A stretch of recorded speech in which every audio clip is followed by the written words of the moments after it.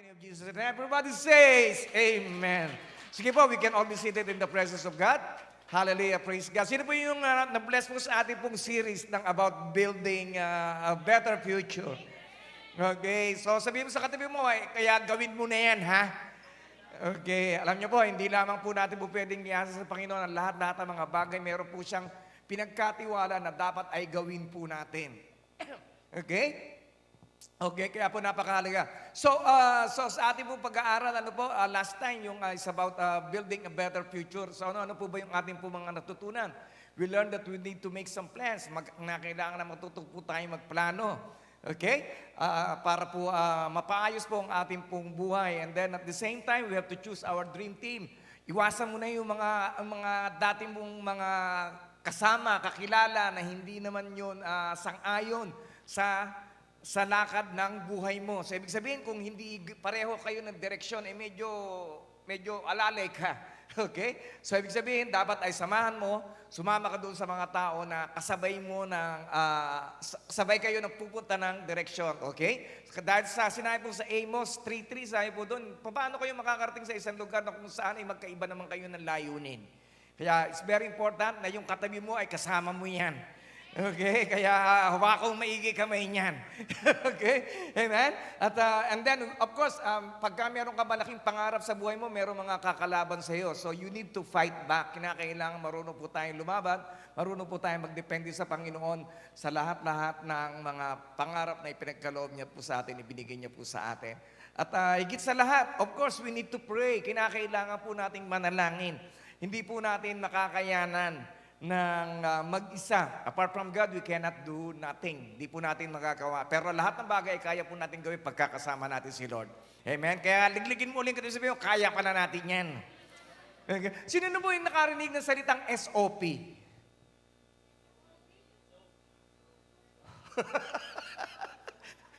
SOP, ibig sabihin nun ay Standard Operating Procedure. So, ibig sabihin, meron pong standard operating procedure pagka ikaw ay nag-aayos ng makina. Merong standard operating procedure pagka ikaw ay nagtatrabaho sa hotel. Merong standard operating procedure ang bawat mga negosyo. At ganoon din po ang ating pong sarili. As a Christian, meron po tayong standard operating procedure. Okay? Kaya every Wednesday, bago po tayo mag-prayer night, magkakaroon po tayo ng School of Prayer. Okay? Kaya lang dito po sa school ito, wala pong gumagraduate. Okay? So, ang ating po Panginoon, nagsimula po ang kanya pong ministry sa pamamagitan ng pananalangin at maging sa krus ng Kalbaryo ay tinapos din po niya ng pananalangin. Kaya napakahalaga. Alam niyo po, ang subject na ito is very big. Napakalaki po ng subject about prayer. Wala pong naka-perfect ng prayer. Ano niyo po ba yon? Di ba palagi nilang inaaral? At kung mag-google ka, alam niyo po, kanina po nag-search ako about, nag-type ako ng word na prayer. Ang research ko is 5,860,000,000,000 po yung, 5,860,000,000. Yun pong nag-google ng word na prayer. So just imagine, kung gano'ng karami. And then, ilan na pong libro ang nagawa ng about prayer? 4 million books ang nagawa. Kung mag-search lamang po kayo sa Amazon, is 186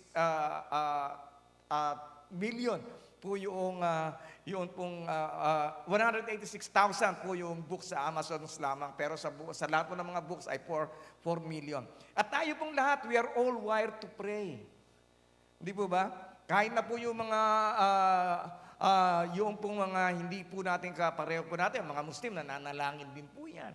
Di ba nakatuwad pa nga pagka nananalangin. Okay? Kahit na po yung atheist, nananalangin yung atheist, yung hindi po naniniwala sa Diyos, nananalangin din po yan. Suntukin mo yan sa sabihin, oh my God. Di ba? Hindi mo sabihin, oh me. Di ba? Oh God. Hindi mo sasabihin po niyan. Kaya lahat po nananalangin. Kaya po tayo, we are all wired to pray. Bakit? Kasi nilikha po tayo ayon sa wangis ng Diyos. Ang aso, ang pusa, ang daga, hindi po nananalangin yan. Pero tayo po bilang tao, palagi po tayong naka-wire para manalangin. Tama po? Okay, bakit? Kasi po yun po yung pagkakaiba po natin sa karamihan. Pero ang nakakatuwa po, nahihit po natin kung sino po yung dapat po nating panalanginan bilang isang Kristiyano.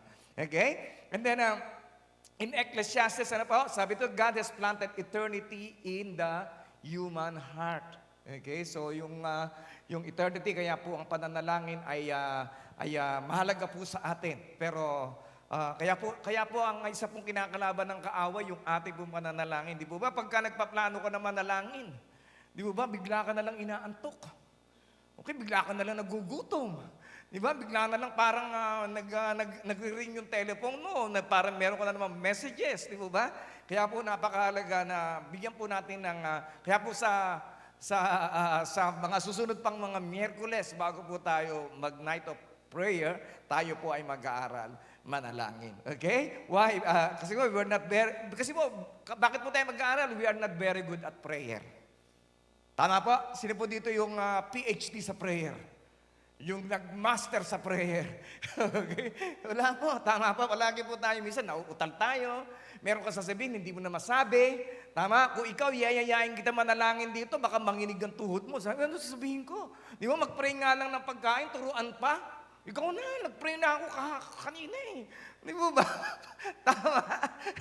Okay? Kasi po, naiiya po tayo. Tama po? We're not really very good at prayer. Kaya po, we will keep on studying prayer. Sabi dito, we do not know what we ought to pray. Si Apostle Paul po yan, ha?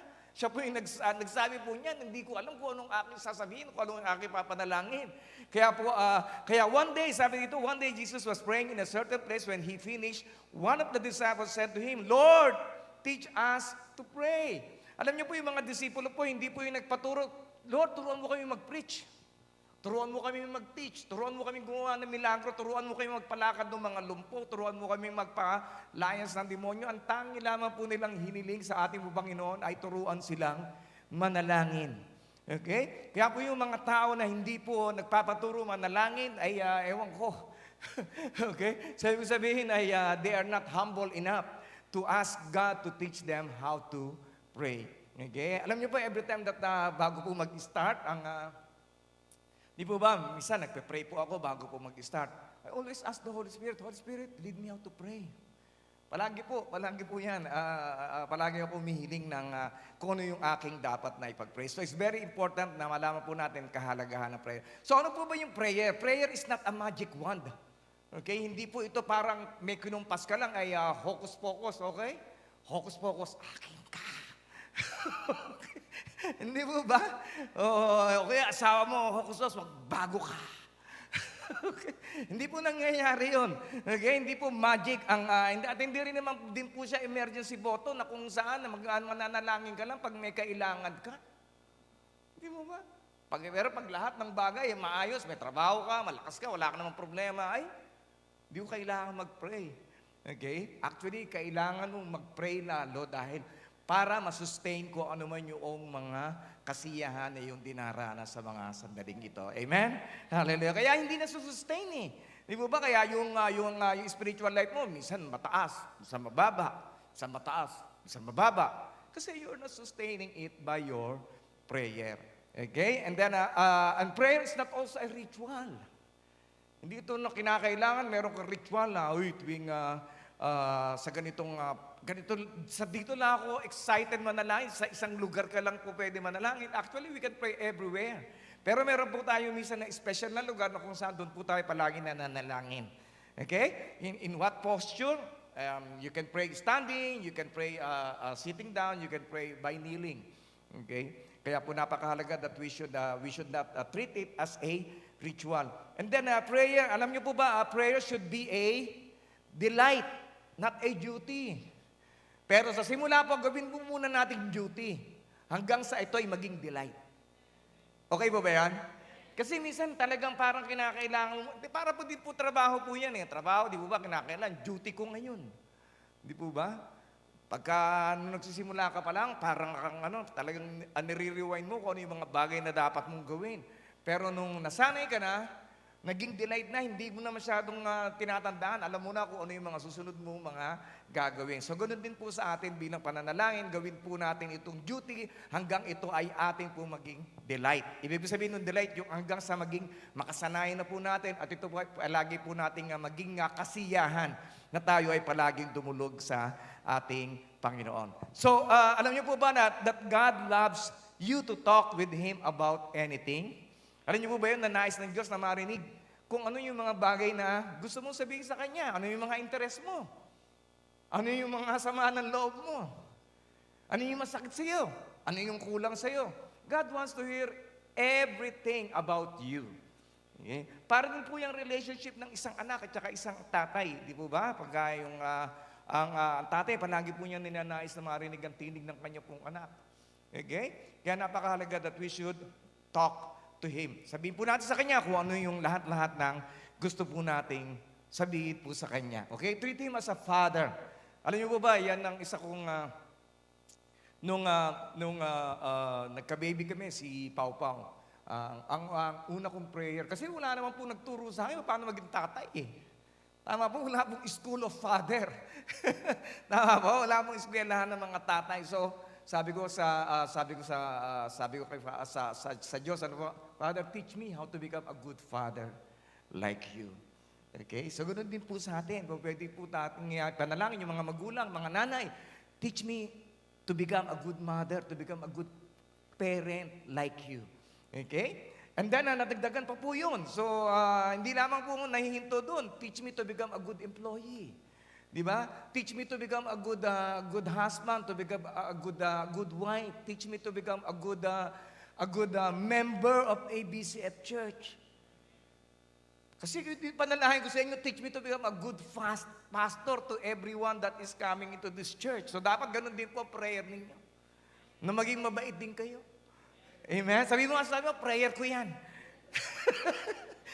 Okay? Amen? Okay? Tama po? At nakakatuwa naman po dahil mababait naman po talaga lahat ng taga-ABCF Church. And then the Lord is like a father to His children, tender and compassionate to those who reverence Him. Ano po yung reverence? Ginagalang, yung pinagpipitaganan. Okay? So ilan po dito yung mga magulang? Okay? Bilang parent, hindi po ba? Hinintayin niyo po ba muna magsalita yung anak ninyo bago niyo siya mahalin? Ano ba itong baby ito? Hindi nagsasalita. Walang kakwenta-kwenta. Paglabas pa lang noon, natutuwa ka na. Di ba? Kahit hindi yun marunong ngumiti, nakapikit pa nga. Tama ba? Wala namang ginawa yun sa buong isang taon, kundi pumupo, di ba? Sumuka, magpalit ka ng diaper, kumain, dumede. Hindi po ba? Pero mahal na mahal mo yun. Bakit? Kasi baby mo yun. Diba? So, ganun din ang ating pong Diyos Ama sa langit na mahal niya tayo kahit anong simula, hindi po tayo marunong mag-pray. Diba? Wala kang alam na pray. Panginoon, Panginoon. Panginoon, Panginoon. Panginoon, Panginoon. Di ba hanggang sa nawala ni Panginoon, puro Panginoon, Panginoon, Panginoon na lang ang nababanggit mo. Tama po? Pero ngayon, di po ba, ninaasahan ng Panginoon na umangat na ng konti ang panalangin mo kaysa lang yung Panginoon ng Panginoon. Okay? Tama po? Kaya po napakahalaga, palagi po nating alalahanin siya bilang ating pong tatay na mabait at palaging hinintay na tayo ay tumawag sa Kanya. So prayer is like a language. Tama po? Nung unang punta ninyo dito, nag-aaral kayo ng Cantonese. Una ninyo natutunan, pangyaw, pangyaw! Sapman, sapman! Di ba? Unti-unti. Ngayon, natututo ko na ngayon, Emkoy, Chosan. Tama? So, unti-unti, nadadagdagan po yung ating pong vocabulary. So, it's the same thing with our prayer. Nadadagdagan po yung ating pong prayer language. Tama po? Okay. Kaya po, napakahalaga that we start, patuloy po nating palaguin ang ating pong prayer because this is our spiritual language na kung saan ito po yung way ng communication po natin sa ating po Panginoon. And we can be confident in approaching God knowing that He listens to us whenever we ask Him for anything according to His will. Okay? Palagi niyo po tayong naririnig. Palagi po niyang ninanais na tayo ay kanyang makaniig sa pamamagitan ng pananalangin. Yun po yung way of communication po natin. Tama po? And then, Ayun, ilan po ang sagot po ng Diyos sa ating pong panalangin? Okay, marami. Okay. So, sumasagot naman po siya ng yes, no, and wait. Maghintay ka. Tama po? Sinasagot niya tayo ng yes. Bakit? Kasi according to His will. Okay? Sinasagot niya po tayo ng no. Bakit? Kasi sa ikabubuti mo rin yun. Okay? Sinagot ka niya ng yes kasi sa ikabubuti mo. Sinagot ka niya ng no sa ikabubuti mo. Sinagot ka niya na maghintay ka. Sa ikabubuti mo yun. Kaya maghintay ka. Okay? Bata ka pa. Okay? Tama po? So, it is according to His will. Di po ba? Kaya po, bakit po? Kasi po, the Lord is more concerned about your character than your comfort. Tandaan po natin palagi, hindi yun, Panginoon, gusto ko na. Diba? Hindi pa nga pwede. Okay? Hindi ko siya sabi, hindi para sa iyo, sis. Lord, pwede niyan, Lord. Okay? Kaya po, our character is more important than our comfort. Kaya po minsan sinasabi niya na maghintay at minsan sinasabi niya no. Okay? And since we know that He hears us when we make our request, then we can be sure that He will answer us. Kaya napakahalaga na hanapin po muna natin ang kaluguran ng ating po Panginoon. Para po pagka nanalangin tayo, talagang sigurado na panghahawakan mo na ang lahat-lahat ng kanyang mga pangako. And then, how can we be sure that God will answer us? Paano ba tayo makakasiguro na sagutin niya lahat ng ating mga panalangin? Desire that His name will be honored. I-desire po natin na pagka tayo ay nanalangin, ay mabibigyan po siya ng kaluwalhatian sa kanya pong, sa lahat ng ating pong pinapanalangin sa kanya. Okay? Hindi yung pang sarili lamang. Okay? Yung selfish, kinakailangan pag nananalangin tayo ay palaging kasama siya. Panginoon, nais kong umangat sa buhay. Bakit? Nais ko na makapagpala pa ng marami pang mga kaluluwa. Amen? Panginoon, nais ko magpagpala sa buhay dahil I want to become a kingdom builder. Okay? Amen? Yun po, kasama po siya. His name will be honored. And then God will answer your prayer. Why? Because when you desire that God's will be fulfilled. Yung pagka ma-fulfill yung naisin ng Panginoon sa inyo pong buhay. And then God promised to supply our needs. Tama po?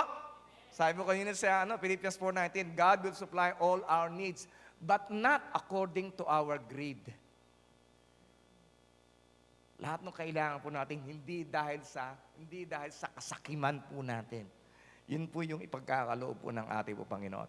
And kung ang paghinga po is for a physical man, ang prayer po is for our spiritual men. Sino po dito yung mga humihinga? Yung mga hindi nagsumasagot, humihinga pa ba yan? Okay. Amen? Paghinga po natin, yun po yung buhay ng ating pong physical. Yung pananalangin, yun po yung buhay ng ating pong spiritual. Okay? And then prayer is a conversation. It is not a monologue. It's not a ceremony. It's prayer is a relationship and not a ritual. Conversation. Ano ibig sabihin ng conversation? Ibig sabihin nun ay, magsasalita ka, dapat makikinig ka rin. Diba? Naranasan nyo na po ba yung pumunta kayo sa isa pong party na wala pong nakikinig, lahat nagsasalita? Tama po? So prayer is a conversation na kung saan, sasalita ka kay Lord, ikaw naman din ay makikinig sa sinasabi niya. Okay? And prayer is a relationship. Kinakailangan meron po tayong, di po ba, napakasarap pong kausapin kung meron kang relasyon. Diba, yung anak mo, gusto mo siyang kinakausap, kaya po natin, kachat po natin sila minsan, di po ba? Pagka nag-message sila, sinasagot kagad natin sila kasi mahal po natin sila, we have a relationship with Him. And I have good plans for you, not plans to hurt you. I will give you hope and a good future. Kaya when God's answers is yes, it is for your own good. When God says no, it is also for your own good. Okay? And then and God knows what is best for you. Kaya trust Him. Kaya magtiwala ka lamang. Alam niya kung ano yung mga mas magaganda sa iyo kaysa sa inisip mo na mas maganda sa iyong buhay. Then you will call my name, you will come to me and pray to me, and I will listen to you. So some people may have no time to listen to you. Alam niyo po, marami pong mga tao, minsan walang panahon makinig sa iyo. Pero ang Diyos palagi pong ready na makinig sa iyo. Palagi kanyang hinihintay na magsalita. Palagi kanyang hinihintay na manalangin sa Kanya. Okay? Kaya wag po tayong magsasawa na manalangin at kausapin ng ating po Panginoon. Hindi mo na kinakailangan na King James Version pa yung panalangin mo. Okay? My soul is vexed. Yung mga nay, mga thou, mga nayes. Okay? Kahit Ilocano, Bisaya, okay lang yan. Di mo ba? Daisit labat. Ang gapo. Tao. Yun lang alam ko. Okay? So kahit na ano pong lengguwahe, kausapin ninyo siya. Yun po yung mahalaga. Okay? And then a prayer, and God listens to prayers that are sincere and simple. Kailangan maging sincere ka lang.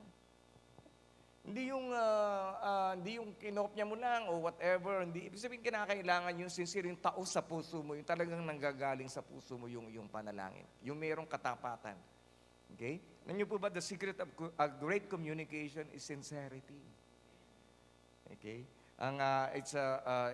It's between two sincere people. Ibig sabihin, kung sincere ako sa sinasabi ko sa inyo, dapat maging sincere din kayo sa pagtanggap. Yun po yung secret po ng a great communication. So when you pray, do not be like the hypocrites, for they love to pray standing in the synagogues and on the street corners to be seen by men. I tell you the truth, they receive their reward in full. So Jesus is talking about the Pharisees. Siya po yung sinasabi niya po dito, yung mga Pariseo na mga very religious na kung saan they are not yet clean inside. Okay? Pero nakikita po nila palagi yung karumihan ng ibang tao. Okay? At mahilig po silang magpalabas, mag-show ng kung gaano katindi, kung gaano kaganda yung kanila po mga panalangin. At ano naman po yung, pero kahit na po pala pakitang tao, meron pa rin po nare-receive na reward. Okay? Ano po yung reward na na-receive po nila? Yung pong papuri ng mga tao. Pero hanggang dun lang, dahil wala po silang na-receive na reward sa ating pong Panginoon. Sabihin mo kasi, ayaw ko yung ganong reward. Okay. Papuri lang ng tao, di ba? Amen? Hallelujah. And then instead, when you pray, sabi niya, gumawa po siya ng another way na pananalangin. Kung mananalangin, sabi dito, go into your room. Di ba? Pumunta ka sa kwarto mo, close the door and pray to your Father who is unseen. Then, your Father who sees what is done in secret will reward you. Kaya po ang ating pong prayer dapat po mas mahaba sa private moment po natin kesa po doon sa public. So, ganoon din po yung sinasabi ko sa mga worship team, dapat ang inyong pag-worship ay mas mahaba sa private kesa sa public. Kaya po napakahalaga that we should do this in secret para makatanggap po kayo ng reward, ng pabuya na kung saan ay malaki kesa sa papuri lamang ng tao. Okay? Kaya sabihin sa kanila mo, gusto ko yan, yung malaking reward. Okay? And when you pray, do not keep bubbling on and on like pagans, for they think they will be heard because of their many words. Sabihin, huwag mong damihan yung salita mo, paulit-ulit naman. Di ba? Kaya, and do not be like them, for your Father knows what you need before you ask Him. Alam naman na ni Lord eh. Kaya nais lang niya na makarinig sa iyo para alam mo na pagka natanggap mo, ay malaman mo na sa Kanya galing yun. Minsan kasi, minsan hindi tayo nanalangin, ay tanggap ko yan dahil magaling ako. Sino nakakuha ng kapurihan? Ikaw. Pero kung pinanalangin mo, at nagkaroon ng kasagutan, siyempre magpapasalamat ka sa Panginoon. At sino nakatanggap ng kapurihan? Si Lord. Amen? At pagka nakatanggap si Lord ng kapurihan, ano yung ibig sabihin nun? May kasunod yun. Di ba? Kaya palagi po natin sinasabi ang importance ng pagpapasalamat. And then, so let us come near to God with a sincere heart and a sure faith. Kinakailangan sincere ang ating pong puso. Okay? And then God likes to show His grace by answering prayers. Alam niyo po, ang Diyos, nais na nais po niya palagi talaga na sagutin ang lahat ng ating po mga panalangin para sino po ba naman klaseng tatay yung merong hiningi sa kanya yung kanyang anak na meron naman siya at kaya naman niyang ibigay at para sa ikabubuti naman ng kanyang anak ay hindi niya po ibibigay. Di po ba? Kaya po tayo bilang mga magulang, di po ba? Gusto po natin ibigay po natin ang lahat ng pangangailangan ng ating po mga anak. Kaya pagka meron ka pangangailangan, sabi dito sa Jeremiah 33, sabay-sabay po natin basahin, call to me and I will answer you.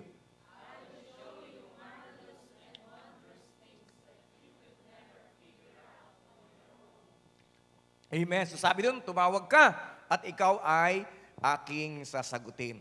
Sabi ito, if you being imperfect and sinful parents know how to give good gifts to your children, how much more will your Heavenly Father give good gifts to those who ask Him.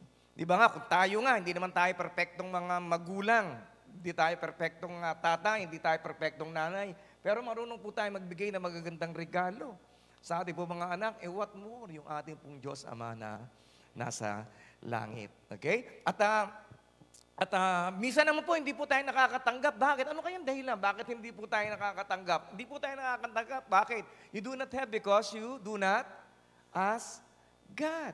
Kaya kung meron man po tayong isa sa mga bagay na dapat na perfect sa atin bilang buhay Kristiyano ay yung art of asking. Kinakailangan marunong kang humingi. Okay? Kung hihingi ka, laki-lakihan mo na, dami-damihan mo na rin. Okay? At least, kung halimbawa nanalangin ka ng 100 at isa lang ang sinagot, at least meron ka natanggap na isa. Okay? Kaysa nanalangin ka lamang ng isa, okay? At wala ka natanggap, wala ka talaga natanggap kasi isa lang pinanalangin mo.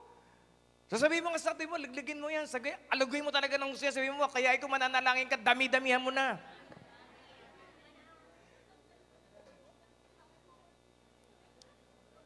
Gusto mo na marami, tamad-tamad mo mag-pray. Di ba? Gusto mo na maganda, tamad mo mag-pray. So mag-pray ka ng marami. Okay? Para marami ka rin ipagpapasalamat sa ating po Panginoon. Okay? And then God loves to be close to you. Nais ng Diyos na palagi siyang malapit sa inyo. Paano siya magiging malapit sa iyo? Sa pamamagitan ng kanyang salita na yung patuloy pinagbubulay. Parang nais ng Diyos na maging malapit ka sa kanya sa patuloy na pananalangin. Okay? Sino kaya dito yung meron kang kaibigan o mahal sa buhay na hindi mo kinakausap? Pero sasabi mo, mahal ko siya. Pero ayoko siyang kausapin. Tama, of course, magkamahal mong isang tao ay naroroon, palagi mong kinakausap. Di ba nga nung mga nagliligawan pa, di ba? Kahihiwalay lang. And then tatawag pa uli. Di ba? Tulog ka na ba? Hindi ba? Kahihiwalay lang. And then hanggang 3:00, di ba? Kausap sa telepono. Parang wala pang ulanang bukas. Tama? So it's the same thing with God. Dapat ay patuloy po natin siyang kinakausap. Okay? Alam niyo po, nung nawala po ako napunta po ako sa Singapore, 3 oras kami sa Yahoo Messenger.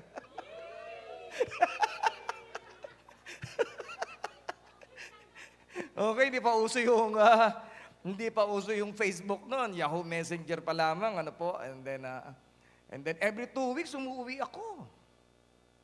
Kasi you love someone, di ba? Pag mahal mong isa, gusto mo siyang makausap at gusto mo siyang makita. Amen? So hindi po pwede na sasabihin mo, Lord, love kita. Pag Miyerkules at saka Sunday. Di ba ba? So dapat love po natin siya araw-araw.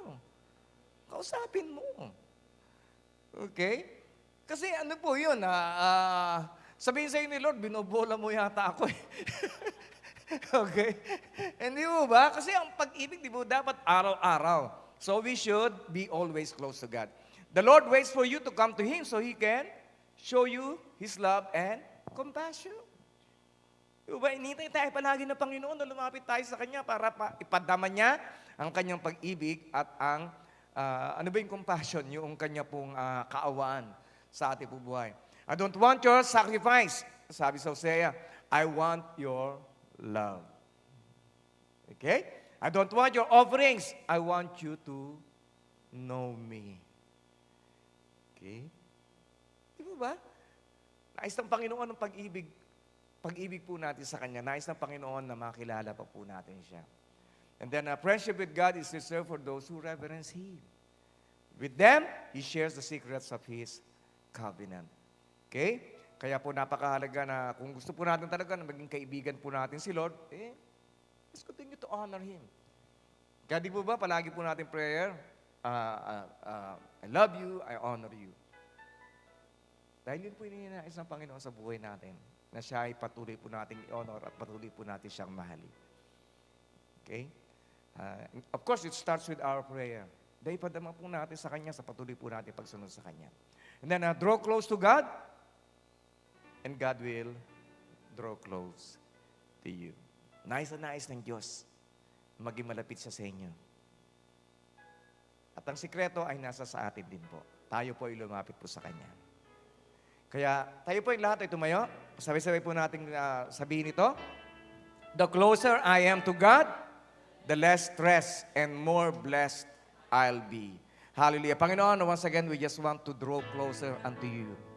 Nais po namin na palagi pang mapalapit sa iyo. Sa bawat araw, O Lord, mahalaga ka sa amin dahil ikaw ang unang nagpahalaga sa amin. Forgive us, O Lord, dahil minsan sa sobrang kaabalahan po namin ay nakakalimutan namin tumawag sa iyo, nakakalimutan namin lumapit sa iyo, nakakalimutan namin manalangin sa iyo. Forgive us, O God. And help us, O Lord, hallelujah, always prompt us to talk to you.